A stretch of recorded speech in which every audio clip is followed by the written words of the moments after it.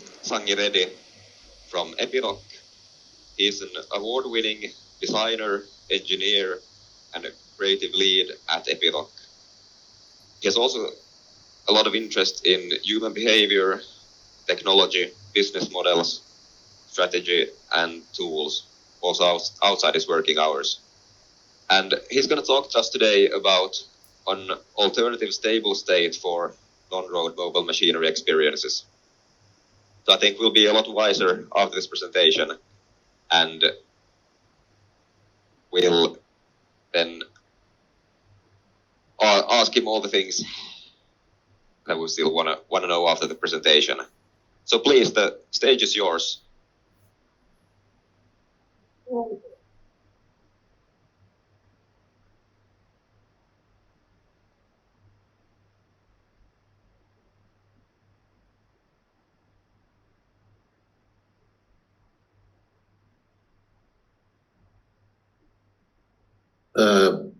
Thank you very much for the introduction, Marcus. Are you able to hear me and see me? Yes, I can both see you and hear you. From my side as well. Thank you.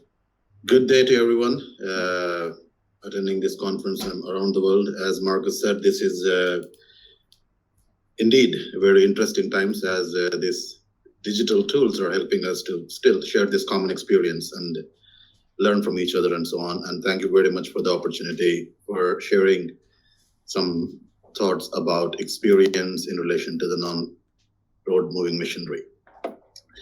Let me start by sharing the screen.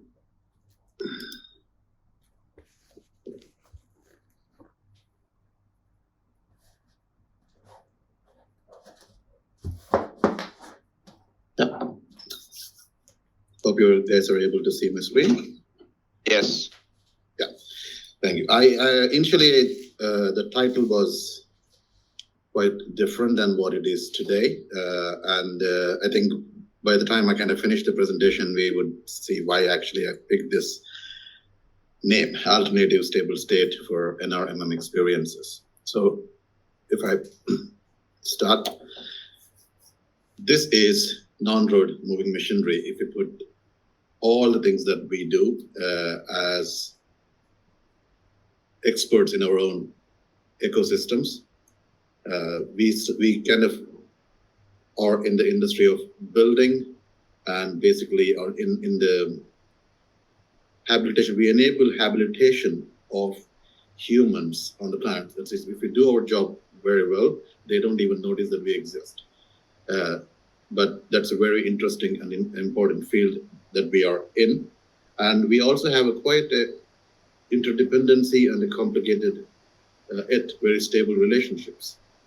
We would be perceived as normally, when it comes to the business side of it or the experience side of it, multi-level experiences or multi-level businesses, that is business to communicate with the customer, or the buyer is not the seller and the seller is not the buyer, and the user is not able to buy. So there are like a multi-level experiences that goes into this one, and that makes it also much more interesting. And still, it's very stable that we actually work this way, and then we are able to contribute for the common mission of habilitation of the world. And in this ecosystem that we exist in, we have very specific areas that we address, say from mining, agriculture, and everything in between, and so on. But we have our own ecosystem of experiences that we deliver through our products and experience, products and offering services. It could be simply put as this, as a simplified illustration. It can start from just the user interface and confined in the cabin, and it can expand to other experiences from what kind of business, what kind of users, what kind of application, and so on. So all of these things, it seems like they are separate, but then they are interconnected and starts from the basic operator interface, and that is the point that we have an entry to our machines. If we don't have a machine that needs to be operated, then there's not much in terms of expanding these experiences and expanding the business that can do. So that's the ecosystem of experiences that we are in. So just to bring in what I mean by ecosystem, if you basically see the current ecosystem, and I take an example of a stable, like a pond, for example, and a pond with its own ecosystem of plants, fish, and other things are in the stable system. That is, as long as the fish are able to live off the bacteria and the plants that is produced, and then the fish actually provides the nutrients to the plant, and the water actually keeps them together. It's invisible, but that's very important for them to be alive. And they exist in a stable state in that particular pond. External factors can impact and shake the stability of the system. And sometimes the internal factors that maybe their number of fish have grown or the plants started dying or whatever happened, that kind of shakes the instability of it. So in that state, they need to find a stable state to continue surviving. If, assuming this is an aquarium, we can basically lift them up and then put it into some other place, but that's not how nature or the ecosystem balances out. You need to basically realize that you have different stable states. One is a good stable state, that is everything is working, and there is another alternative stable state that is basically it's affected by external factors, but then how do you cope with that? And there is always a tipping point between a stable state and the other stable state. So if something goes a little overboard, like the population of the fish increases or the plants goes up, then you actually are tipping into another stable state, which is different than the one that is existing before that. And there is always a resilience from the system itself. The system would like to keep this working as it is. So if the fish tries to, say, overpopulate the pond, or if the plants try to do something, there is always an equilibrium. So the resilience from the system is also maybe referred to as the equilibrium of these things. And how we happen to be there in the particular pond and this particular ecosystem existed, the journey itself is also very important. It is not today that matters on its own. It is today in terms of the history that matters. And it is very much referred to in economics and in other places and so on. And then we have the perturbation, that is actually how much internal forces actually are pushing against the equilibrium of the system. So there is always a balance between those two things.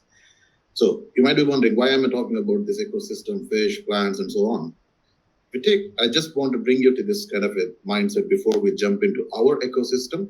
The water in this case is invisible, but then it is what keeping them intact. Similarly, the experiences in our ecosystems is the fabric or the holder of all the things that we are as an ecosystem. Okay.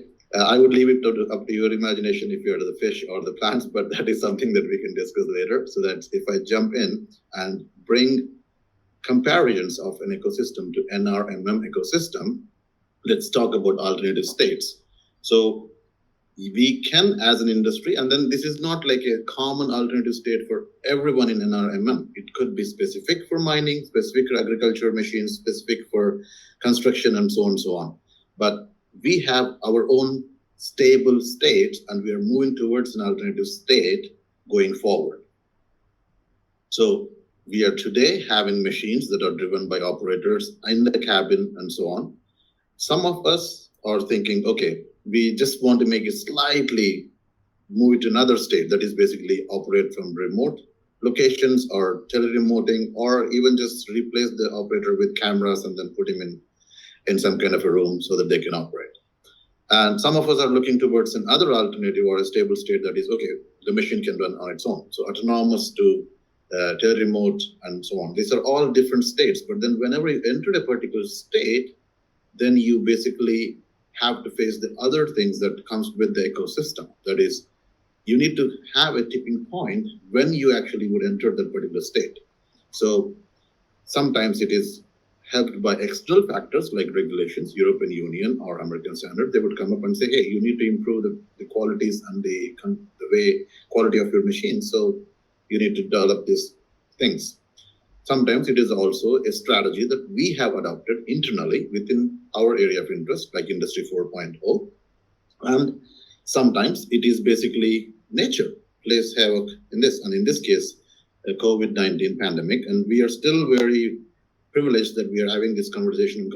And then it is not the same for almost 3 million operators in US alone, or in the construction industry, who probably have not the same luck.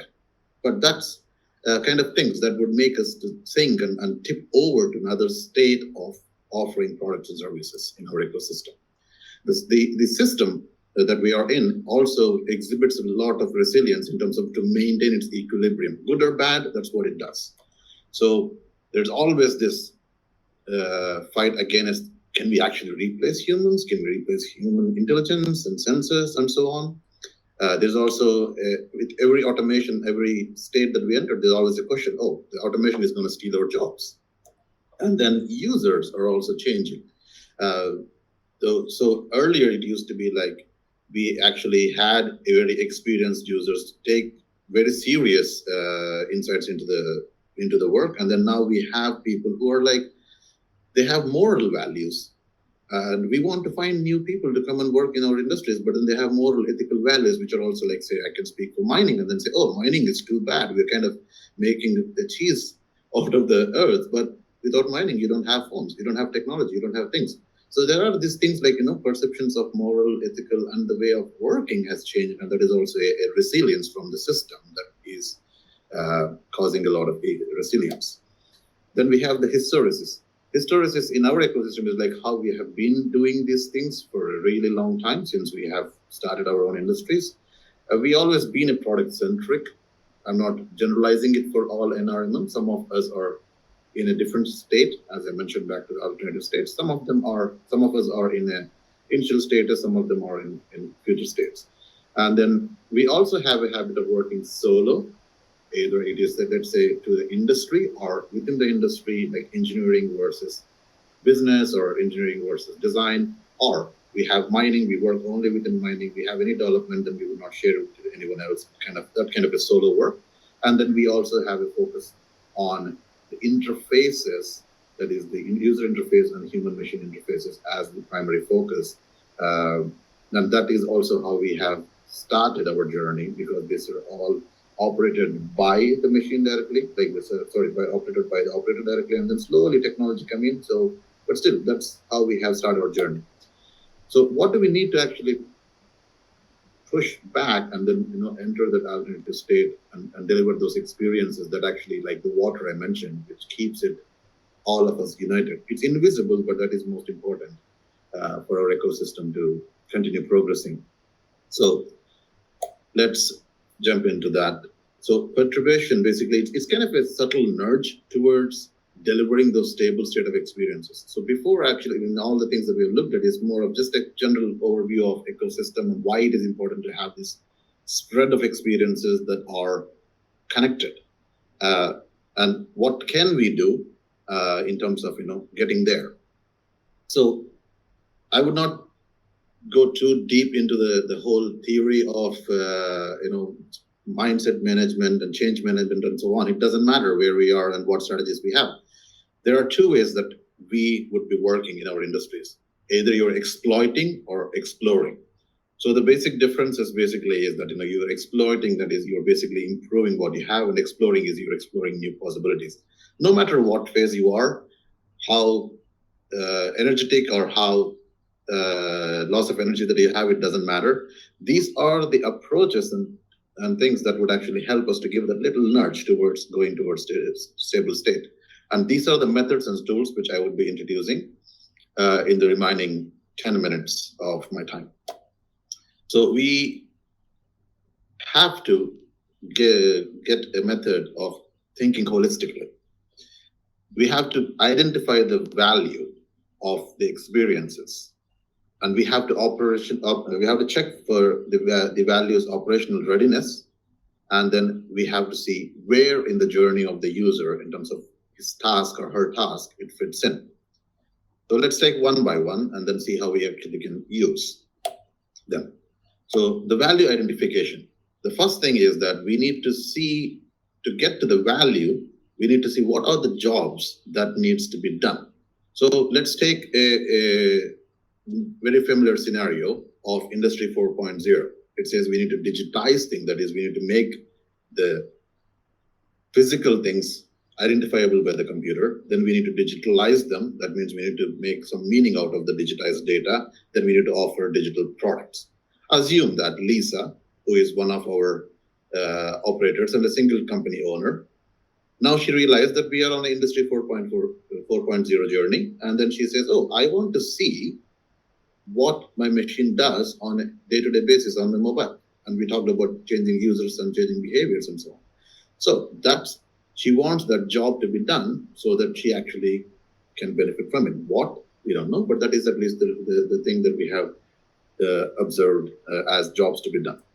Then the pains, like what is the pain? If she doesn't get that particular information, maybe she's not able to see how well her machine is working. She's not able to actually maintain her machine in a good way. She's not able to foresee the problems and the other things that are happening with her machine. And then what are the gains that she would get if she gets that information? So here, probably some of you might be seeing this, and then it's kind of reminds you of the value proposition canvas. Yes, it is value proposition canvas, but I'm not here to talk about value proposition canvas. I'm taking this in the context of identifying experiences. Jobs to be done are documented by interacting with your users. You can do it in many ways. Talk with them, interview with them, and so on. Pains are identified by observing them, not intruding the job, but observing them. And once you have these two things, gains are your insights of what you have observed. So with the current scenario of Lisa, then you can do this customer profiling, and then you see what are because within the company, we can easily say, okay, we have a product to offer this, we have a service to offer this, and then we can relieve her pains by doing this, and then we can actually create these gains by doing it. Okay, and then we basically have a value that is identified for this particular customer and our user. So we can do it multiple ways, and then we can see what are these experiences that are actually much more important to solve right now to keep the experiences very stable from breaking. So we match their expectations or the needs with what we can offer more pragmatically. The next tool is checking operational readiness. And here also, this is tool, maybe some of you it's very familiar. It is the business model canvas, but I'm not here to talk about the business model canvas per se for each of these blocks, but then just use it for major blocks and the groupings of the business model canvas. You can divide into 3 major groups with the value that we have identified now about Lisa wanting to see the data from her machine. Okay, so the major groups, basically, we are asking these important questions. Number 1, does it meet the needs? Is it desirable? Okay, we identified by talking and observing, and then we identified a gain that we can give to our customer, and we identified a particular package that we want to give to her. Does it meet the needs? More than Lisa, does it actually meet the needs of it? If it does meet the needs, okay, that's the value that we have for a particular segment. Does it meet, how do we actually communicate that back to customers like Lisa? And how do they actually reach out to us? So that's a whole desirability part of it. That is basically exposing the experience to the people and the users, and then getting a confirmation. Yes, that's what we need. Once we get a solidification of our experience that we're delivering, then we just need to see internally, can we build it ourselves? Oh, do we have the right engineering competence? Do we have the right business acumen? Oh, maybe it is good that we can partner with someone who can do this. Maybe we don't have to do everything on our own, but the focus is on experience, not breaking the experience, but trying to deliver the experience that they actually need. And at the last, you can also ask the questions, are we losing money? I kind of put this question as we're losing money because that's usually the question. When it comes to intangible deliverables like experience, it's always the question, oh, what is the ROI? What is this thing? So that's very important to ask these questions. But sometimes it has to be very, it's a give and take between experiences and losing or gaining money, because a promotion, when a customer likes our products, likes the experience and promote them, they're not asking us to pay them, but then that pays off in returns of customer loyalty and the retention and so on and so on. So this is good to actually check balance sheet. I'm not saying that we should spend a lot of money doing this, but then this is a question that we'll be asking. So use this the canvas, but not as a business model generator, but to check the experience desirability. Can we build that experience? Can we actually offer to give that experience without actually going too minus in terms of economy? Then, once we say, okay, this is identified with Lisa, we have identified something that we want to do, offer her. And then in the previous one, we said, okay, now we would offer that as a service, maybe telematic system, maybe there is a dongle, maybe something else. Okay, then we say, now we want to improve the experience, because if we don't improve the experience, then it kind of is stagnant. The experience is stagnant. But we are always constantly evolving, and the users are evolving, experiences are evolving.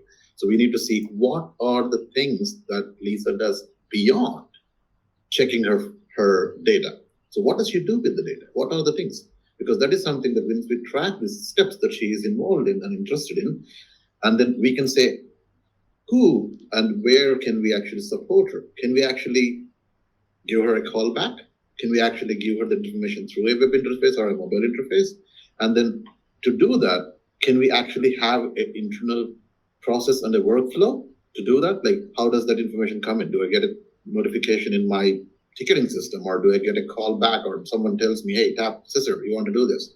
And then what are the process that I would follow? And then how do I send the information out with a notification or something? Once we start looking at these user journeys, then we actually identify the gaps and also the chances to improve that experience further. Because as I said, it's not stable, that it's not just one experience we delivered, it's done over. Okay.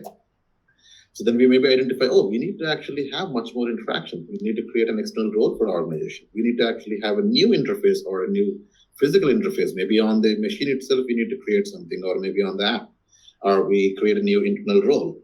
And then we maybe come up with a new improved workflow and the process for ourselves to support them and give them the experiences.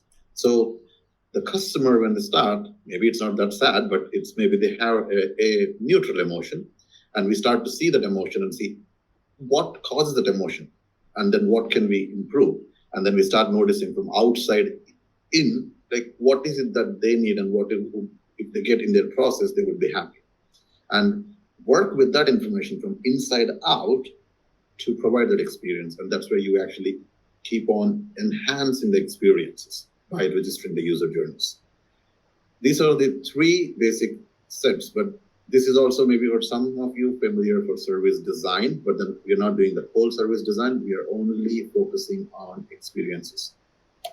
Then to do these things, we need to have different mindsets in the room. Some critical thinkers, some logical thinkers, some creative thinkers, because all of those different kind of hats bring in a different kind of a perspective. And when we have differences of opinion, then we have a stronger message united to give out. So it is good to encourage this kind of mix of different competences and bring those people together in that. So that brings us to having, if we put some basic coloring on these things, we need to have business people who always would kind of take the viability kind of it. So they are the enablers for checking, okay, is it viable? Can we do this? Can we sell it? Can we actually make it into the ROI and all of these equations? Then we have the technology. Can we build it in this time frame? Do we have the right technology? And so on. And then we have the designers always checking, do we actually need this? Or that means from the customer insights and so on that we have talked in the past slides. And then once we have those things, then we actually are able to generate and have a concrete proposals or concepts or concrete product that we want to offer. So this is basically is a design thinking approach, but in generally put, it is holistic thinking. That means you together with these three competencies within a particular room, encouraging this holistic thinking by bringing opinions and viewpoints from different sides. And this is maybe interesting that this is not any new thing. Maybe design thinking, we're thinking about, okay, coming from the last couple of years and so on, but it has been there since 1950s and 60s, actually. Because this has been talked about by John Arnold and Bruce Archer in 50s and 60s, so this is nothing new. And and now I would say this is much more important specifically for capturing those experiences, because we are not in just a physical economy. It's all in the experience economy. Okay, and that's the ecosystem we are. So when we actually have these tools and things that we want to work with, then we need to also spot what would actually unstabilize the experiences early on. So if we don't keep track of what are the things that we are doing, we have the tools, but then as we talked about the water, this is the experience that is keeping our ecosystems, individual things together. And if we don't practice these certain things, which I'll show in the next slides, we can actually destabilize the system that we are in.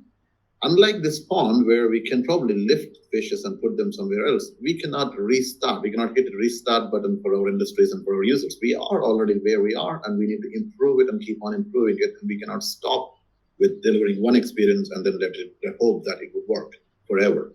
So that means if we are hoping, that means we are actually not able to deliver or keep these stable experiences. So what are the indicators that you can see whether it is stabilizing or destabilizing? Teamwork is a stabilizer of experiences. Solo work is not a stabilizer of experiences. Solving, that is, you talk with the customers, users, and everyone, and together you solve it. But trying to push your solution, that is not a stabilizer indication. Creating together is a stabilizing indicator. Negotiating, that is again convincing, and like this is the right thing, or pushing for the price and all of these different kind of tactics, that is not the thing, because experience is the key, and we are creating experiences together. Driven with value, so not driven by specifications. Yes, specifications are important in our industry where we are manufacturing special tools and very specific purposes, but it is all about the experience and what is the value. Does it make me feel better in the evening? Does it make me feel that I finished my job? These are the different values. And if you want to look at the values, it is also very well documented in Harvard Business Review value pyramid. Emotional focus. If you're focusing on delivering the emotion, that's a stabilizing indicator. Focusing on technology, that is, if we start from a technology, now we have 5G, we have VR, let's try to solve the problem through that. Then we are not focusing on experiences. Yes, we can deliver better experience with the help of technology, but not from technology, and vice versa. So deliver a full experience, not just a product. And those are the stabilizing indicators. So now we have gone through the ecosystem, how we need to draw parallels to the natural ecosystem, to our ecosystem, what are the methods and tools that works.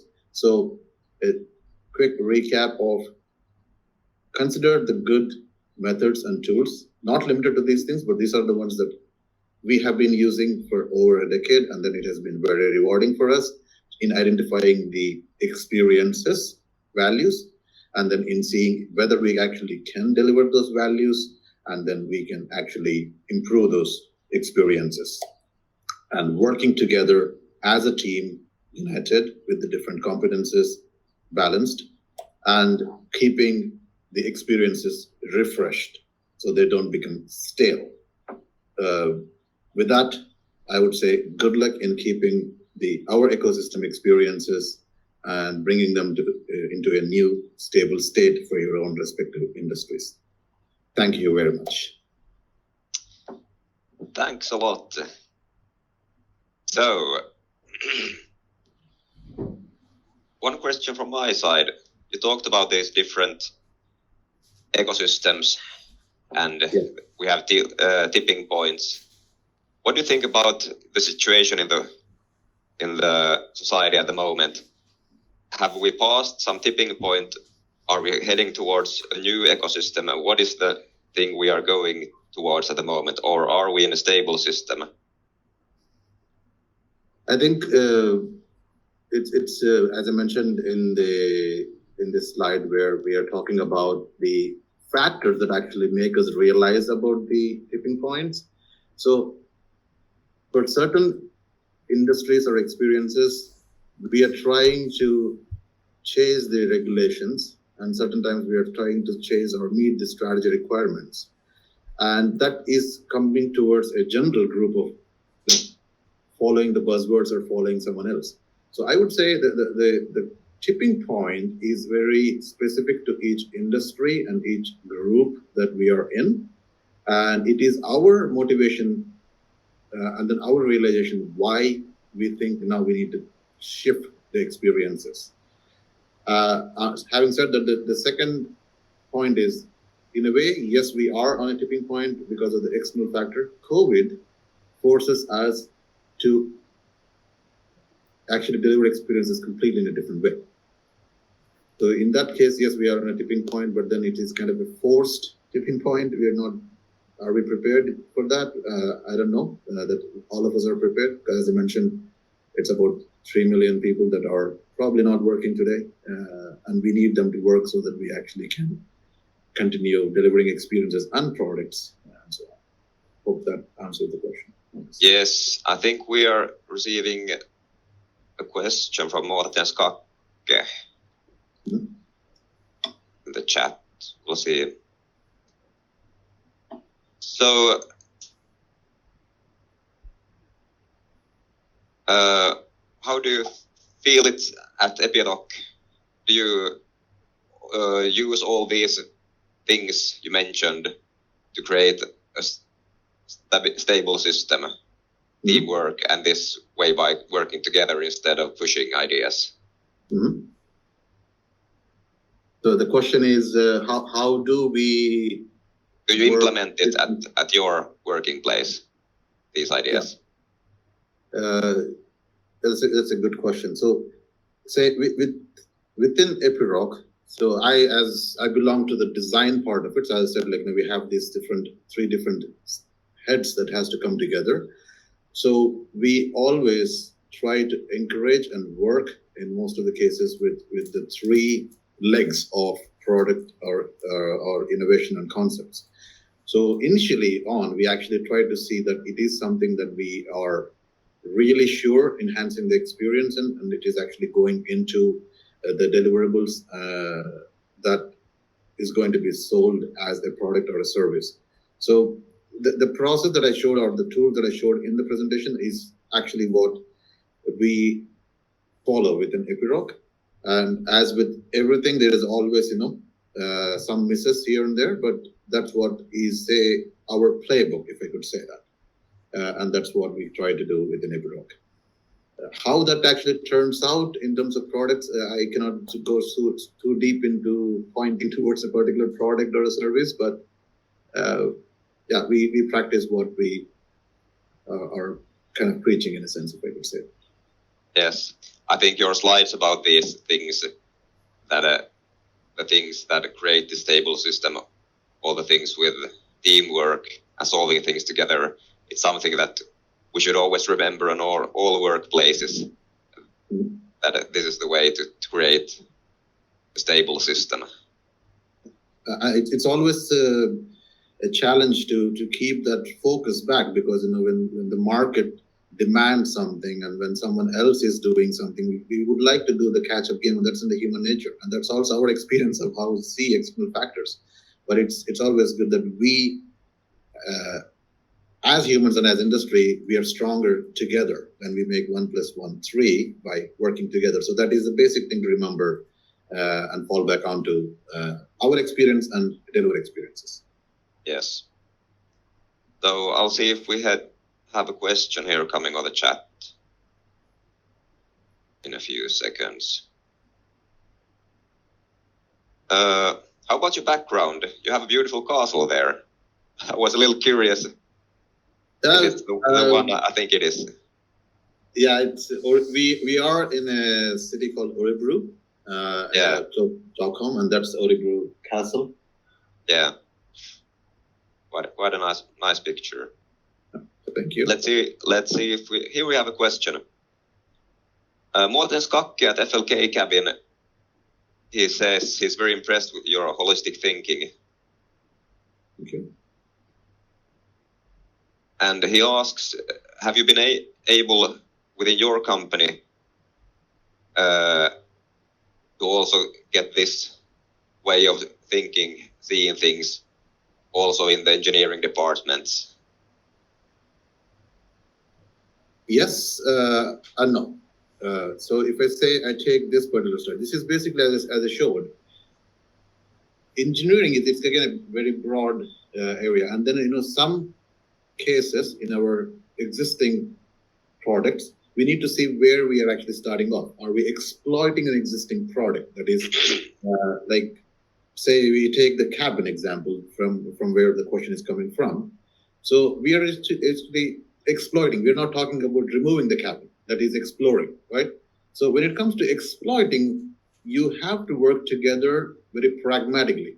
You cannot then come in and say, okay, the users want to control it remotely. Let's try to remove the cabin and start from there. But then you actually approach it pragmatically with the engineering team, and then you see what are the things that we can still deliver to expand the envelope of experiences.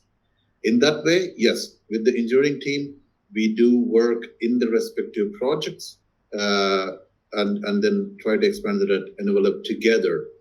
Because as I mentioned, no one should be more than other one. It's like it's democratic, so we cannot be more than design engineering or more than business. We are all equal parts. When it comes to the no part of it, again, the ecosystem has its own equilibrium, which I mentioned in the beginning. We have a little bit of resilience from the system for exploring part of it. So even though the experience that the customers actually want is, say, no cabins and VR and stuff, but the resilience of the system with other things like the kind of expectations, is it an OPEX expectation? Is it a CAPEX expectation? Is it ROI? Is it TCO? All of these things, which using this particular model that I talked about, gives us the answer that no, we don't really need to work on this at this point. Good. So that's why I bring this operational readiness model as well, that we are actually asking the question, are we operational ready? No. Is the experience needed? Yes. So that's a no part of it. Hope yes. Yeah. I think we had a question coming up from Toyota Material Handling. Here we have it. Do you see this question yourself? Let me... Yeah. So Magnus Olivier Andersson at Toyota Material Handling is asking, in your experience, have you been able to nudge the conversation from spec-centered to value and experience-centered during your product development process? Yes, many times, actually. Because the requirement, basically, if I talked about as I mentioned about this, can we build it ourselves and so on before, let's say, jump to this requirement, this one. So the question is, are we able to nudge from product-centric to service-centric ever? Yes, absolutely. You took the example of this particular user, right? Lisa wanted to see something. So that's a very relevant question and the relevant thing. And in that kind of approaches where they say, okay, we want to basically make taking an example from the car industry, OBD connector. So instead of actually saying that what Lisa wants, they would come from the product side of it. We want to connect this and then we want to offer this on a platform for subscription and so on. That's what the requirement comes, say, for example, from the business side. And the technology probably have given them that, we can buy this off the shelf and connect it with our LAN connectors, and then, we transfer the data over Wi-Fi, blah, blah, blah, all of these things. Then we all sit together and then we say, okay, good. We have the technology. We have the business need. We have an experience to deliver. What is the best way to deliver? Then we actually enter the discussion of, do we really need to charge for this? Do we really need to make this into a subscription model? And that's when we start to shift from the experience of installing this OBD thing and then just showing that on an interface. We're entering into the service part of it when we are actually thinking about the overall journey part of it. And this we have done many times and over the years. Again, as I said, I cannot jump into the specific details of it, but hope that tension that we have in our industries of giving the data and then want to see the data gives you an idea of things. And that's all I could say. I can answer furthermore if you have anything.